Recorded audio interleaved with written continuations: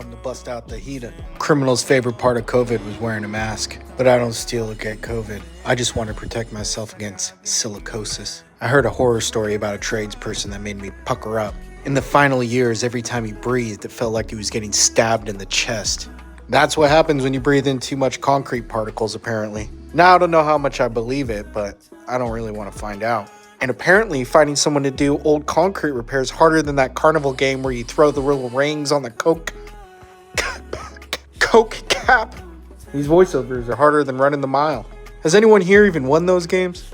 I have. I guess that's why I'm here doing concrete repair. Lucky son of a gun.